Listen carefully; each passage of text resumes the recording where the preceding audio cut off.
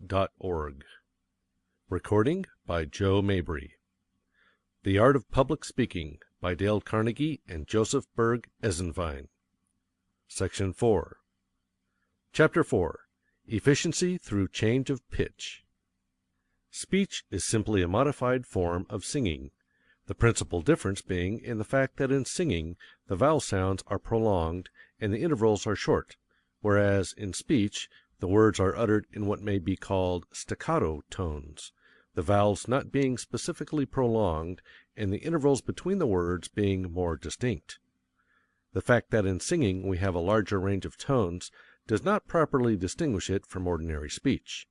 In speech we have likewise a variation of tones, and even in ordinary conversation there is a difference of from 3 to 6 semitones, as I have found in my investigations, and in some persons the range is as high as 1 octave. William Shepagrell, Popular Science Monthly. By pitch, as everyone knows, we mean the relative position of a vocal tone, as high, medium, low, or any variation between. In public speech we apply it not only to a single utterance, as an exclamation or a monosyllable, "Oh," or "thee," but to any group of syllables, words, and even sentences that may be spoken in a single tone. This distinction it is important to keep in mind, for the efficient speaker not only changes the pitch of successive syllables, see Chapter 7, Efficiency through Inflection, but gives a different pitch to different parts, or word groups, of successive sentences. It is this phase of the subject which we are considering in this chapter. Every change in the thought demands a change in the voice pitch. Whether the speaker follows the rule consciously, unconsciously, or subconsciously, this is the logical basis upon which all good voice variation is made, yet this law is violated more often than any other by public speakers. A criminal may disregard a law of the state without detection and punishment, but the speaker who violates this regulation suffers its penalty at once in his loss of effectiveness, while his innocent hearers must endure the monotony, for monotony is not only a sin of the perpetrator, as we have shown, but a plague on the victims as well. Change of pitch is a stumbling block for almost all beginners, and for many experienced speakers also. This is especially true when the words of the speech have been memorized. If you wish to hear how pitch monotony sounds, strike the same note on the piano over and over again. You have in your speaking voice a range of pitch from high to low, with a great many shades between the extremes.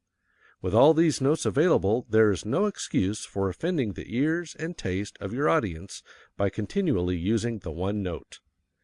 True, the reiteration of the same tone in music, as in pedal point on an organ composition, may be made the foundation of beauty, for the harmony weaving about that one basic tone produces a consistent, insistent quality not felt in pure variety of chord sequences. In like manner, the intoning voice in a ritual may, though it rarely does, possess a solemn beauty. But the public speaker should shun the monotone as he would a pestilence. Continual change of pitch is nature's highest method. In our search for the principles of efficiency, we must continually go back to nature. Listen, really listen, to the birds sing. Which of these feathered tribes are most pleasing in their vocal efforts?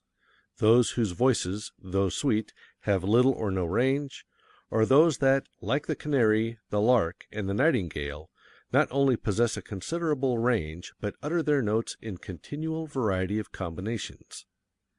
Even a sweet-toned chirp, when reiterated without change, may grow maddening to the enforced listener. The little child seldom speaks in a monotonous pitch. Observe the conversations of little folk that you hear on the street or in the home, and note the continual changes of pitch.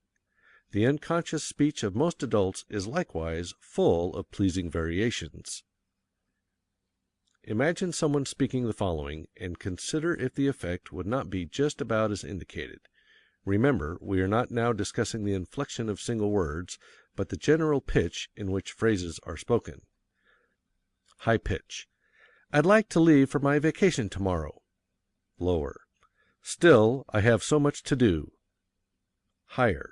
Yet, I suppose if I wait till I have time, I'll never go. Repeat this, first in the pitches indicated, and then all in the one pitch, as many speakers would. Observe the difference in naturalness of effect. The following exercise should be spoken in a purely conversational tone, with numerous changes of pitch. Practice it until your delivery would cause a stranger in the next room to think you were discussing an actual incident with a friend, instead of delivering a memorized monologue. If you are in doubt about the effect you have secured, repeat it to a friend and ask him if it sounds like memorized words. If it does, it is wrong. A similar case. Jack, I hear you've gone and done it. Yes, I know. Most fellows will. Went and tried it once myself, sir, though you see I'm single still. And you met her, did you tell me, down at Newport last July, and resolved to ask the question at a soiree? So did I. I suppose you left the ballroom, with its music and its light, for they say love's flame is brightest in the darkest of the night. Well, you walked along together, overhead the starlit sky, and I'll bet, old man, confess it, you were frightened. So was I. You strolled along the terrace, saw the summer moonlight pour all its radiance on the waters as they rippled on the shore, till at length you gathered courage when you saw that none was nigh. Did you draw her close and tell her that you loved her? So did I. Well, I needn't ask you further, and I'm sure I wish you joy. Think I'll wander down and see you when you're married, eh, my boy? When the honeymoon is over and you're settled down, we'll try— What? The deuce you say? Rejected? You rejected? So was I. Anonymous.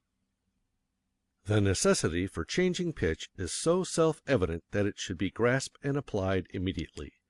However, it requires patient drill to free yourself from monotony of pitch. In natural conversation you think of an idea first and then find words to express it.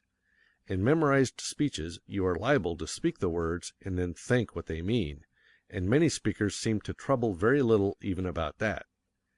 Is it any wonder that reversing the process should reverse the result? Get back to nature in your methods of expression. Read the following selection in a nonchalant manner, never pausing to think what the words really mean.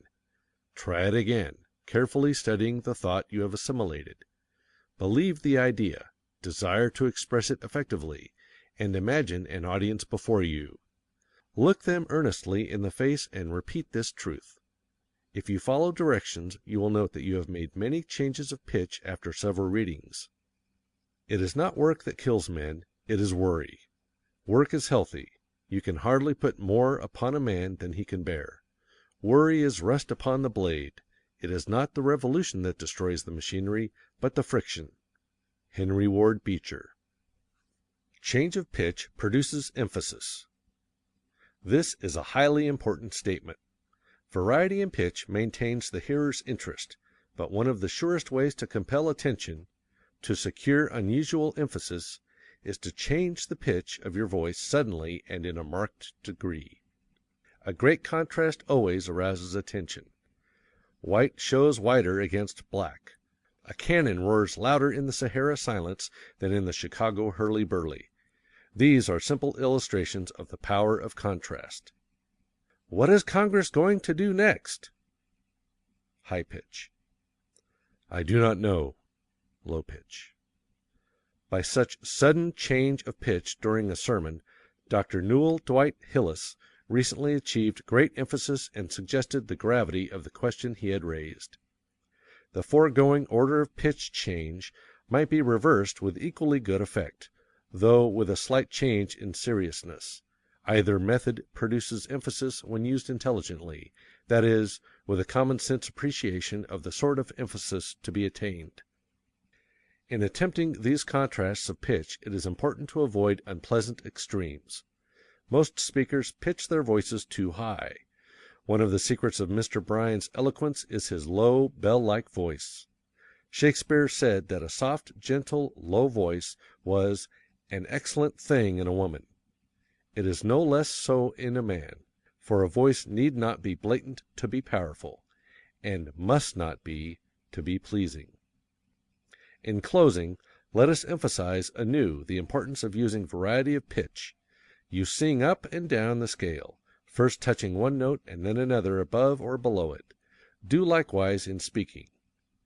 Though thought and individual taste must generally be your guide as to where to use a low, a moderate, or high pitch. Questions and exercises. 1. Name 2 methods of destroying monotony and gaining force in speaking. 2. Why is a continual change of pitch necessary in speaking? 3. Notice your habitual tones in speaking. Are they too high to be pleasant? 4. Do we express the following thoughts and emotions in a low or a high pitch, which may be expressed in either high or low pitch? Excitement, victory, defeat, sorrow, love, earnestness, fear. 5. How would you naturally vary the pitch in introducing an explanatory or parenthetical expression like the following? He started, that is, he made preparations to start, on September 3rd. 6. Speak the following lines with as marked variations in pitch as your interpretation of the sense may dictate. Try each line in 2 different ways. Which, in each instance, is the more effective, and why? What have I to gain from you? Nothing. To engage our nation in such a compact would be an infamy. Note, in the foregoing sentence, experiment as to where the change in pitch would better be made. Once the flowers distilled their fragrance here, but now see the devastations of war. He had reckoned without one prime factor, his conscience. 7. Make a diagram of a conversation you have heard, showing where high and low pitches were used. Were these changes in pitch advisable? Why or why not? 8. Read the selections on pages 34, 35, 36, 37, and 38, paying careful attention to the changes in pitch.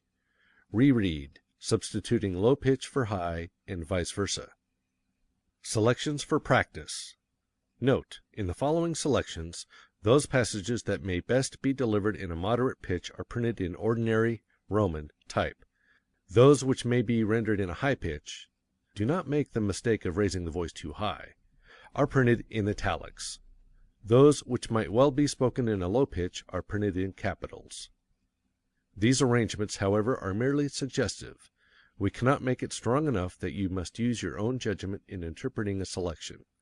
Before doing so, however, it is well to practice these passages as they are marked. Yes, all men labor. Rufus Choate and Daniel Webster labor, say the critics. But every man who reads of the labor question knows that it means the movement of the men that earn their living with their hands, that are employed and paid wages, are gathered under roofs of factories, sent out on farms, sent out on ships, gathered on the walls. In popular acceptation, the working class means the men that work with their hands, for wages, so many hours a day, employed by great capitalists that work for everybody else. Why do we move for this class? Why, asks a critic, don't you move for all working men? Because while Daniel Webster gets $40,000 for arguing the Mexican claims, there is no need of anybody's moving for him. Because, while Rufus Choate gets $5,000 for making one argument to a jury, there is no need of moving for him, or for the men that work with their brains, that do highly disciplined and skilled labor, invent and write books. The reason why the labor movement confines itself to a single class is because that class of work does not get paid, does not get protection. Mental labor is adequately paid and more than adequately protected. It can shift its channels, it can vary according to the supply and demand. If a man fails as a minister, why, he becomes a railway conductor. If that doesn't suit him, he goes west, and he becomes governor of a territory. And if he finds himself incapable of either of these positions, he comes home and gets to be a city editor. He varies his occupation as he pleases, and doesn't need protection. But the great mass chained to a trade, doomed to be ground up in the mill of supply and demand, that works so many hours a day, and must run in the great ruts of business, they are the men whose inadequate protection, whose unfair share of the general product, claims a movement in their behalf. Wendell Phillips. Knowing the price we must pay, the sacrifice we must make, the burdens we must carry, the assaults we must endure, knowing full well the cost, yet we enlist, and we enlist for the war. For we know the justice of our cause, and we know too its certain triumph. Not reluctantly then, but eagerly, not with faint hearts, but strong, do we now advance upon the enemies of the people, for the call that comes to us is the call that came to our fathers. As they responded, so shall we. He hath sounded forth a trumpet that shall never call retreat. He is sifting out the hearts of men before his judgment seat. Oh, be swift our souls to answer him, be jubilant our feet. Our God is marching on. Albert J. Beveridge. Remember that two sentences, or two parts of the same sentence, which contain changes of thought, cannot possibly be given effectively in the same key. Let us repeat: every big change of thought requires a big change of pitch. What the beginning student will think are big changes of pitch will be monotonously alike. Learn to speak some thoughts in a very high tone, others in a very, very low tone. Develop range. It is almost impossible to use too much of it. Happy am I that this mission has brought my feet at last to press New England's historic soil, and my eyes to the knowledge of her beauty and her thrift. Here within touch of Plymouth Rock and Bunker Hill, where Webster thundered and Longfellow sang, Emerson thought and Channing preached. Here in the cradle of American letters and almost of American liberty, I hasten to make the obeisance that every American owes New England when first he stands uncovered in her mighty presence. Strange apparition! This stern and unique figure, carved from the ocean and the wilderness, its majesty kindling and growing amid the storms of winter and of wars, until at last the gloom was broken, its beauty disclosed in the sunshine, and the heroic workers rested at its base, while startled kings and emperors gazed and marveled that from the rude touch of this handful cast on a bleak and unknown shore should have come the embodied genius of human government and the perfected model of human liberty.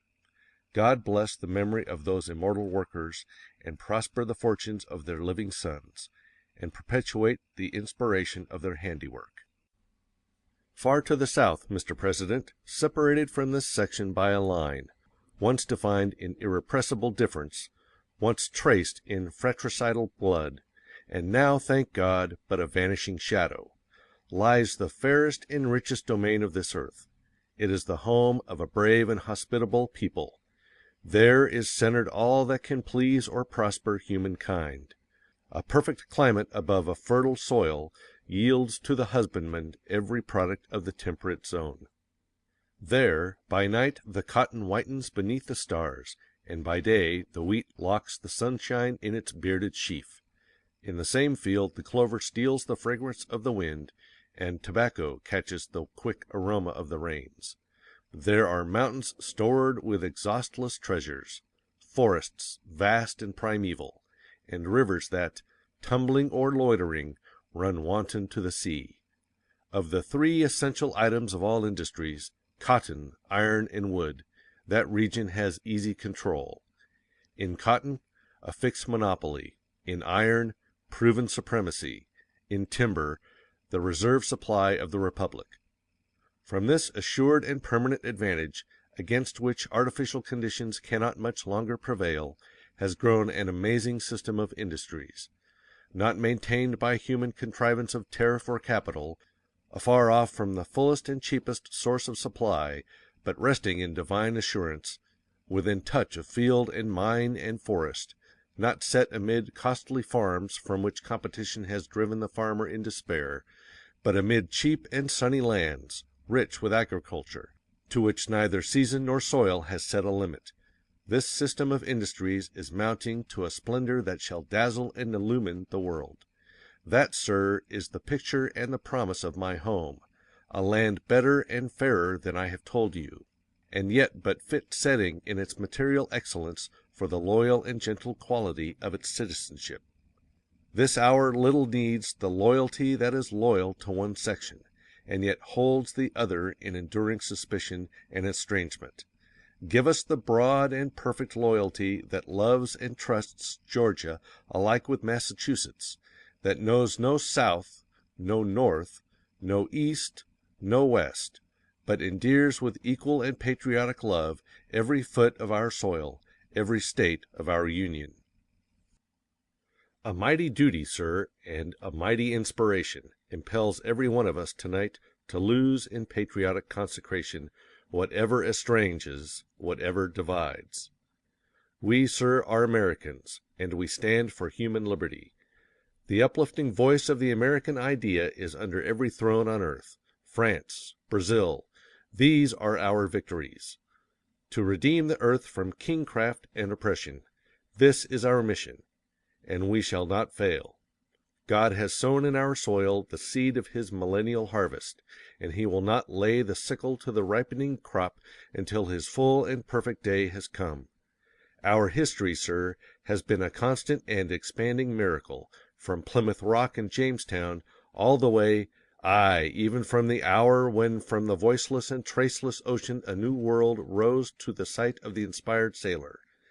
As we approach the 4th centennial of that stupendous day, when the old world will come to marvel and to learn amid our gathered treasures, let us resolve to crown the miracles of our past with the spectacle of a republic, compact, united, indissoluble in the bonds of love, loving from the lakes to the Gulf, the wounds of war healed in every heart as on every hill, serene and resplendent at the summit of human achievement and earth glory, blazing out the path and making clear the way up which all the nations of the earth must come in God's appointed time.